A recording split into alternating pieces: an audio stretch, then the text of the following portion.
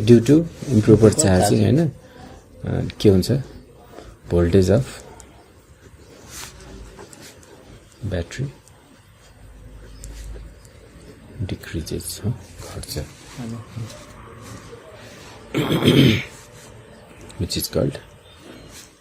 memory effect.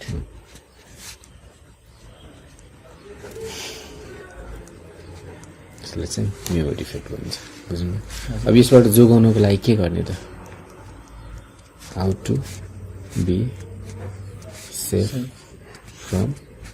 memory effect. कसरी save हुन सकिन्छ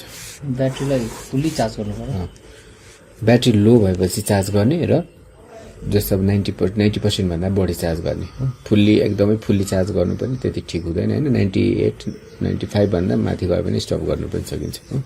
अनि ओभर चार्जिङ हुन सक्यो त्यो भन्दा माथि गयो भने ओभर चार्जिङ हुन्छ के गर्नु पर्यो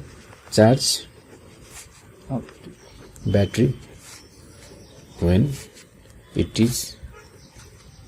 low ब्याट्री लो भइसक्यो ब्याट्रीको चार्ज लो भइसकेपछि के गर्ने ब्याट्रीलाई चार्ज स्टार्ट गर्ने हैन र stop charging when charge up to 90 level is up to 98% हो त्यो भन्दा माथि चाहिँ सकेसम्म जान नदिने हो 95 96 जस 98 सम्म चार्ज गर्ने त्यसपछि स्टप गरिदिने यस्तो बानी हो भने चाहिँ के हुन्छ मेमोरी इफेक्ट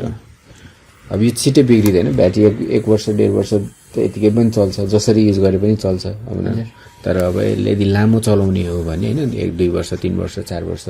सम्म ब्याट्री चलाउने भने यो प्रोसेसबाट गयो भने चाहिँ राम्रो हैन अब 1 वर्ष युज गरेर फाल्ने भने त अब जसरी चलाए पनि के फरक पर्दैन बुझ्नुभयो हजुर ब्याट्रीको कुराहरु यति हो कुनै पनि ब्याट्रीमा हामीले हेर्ने थाहा बुझ्नुपर्ने कुराहरु यति हुन्छ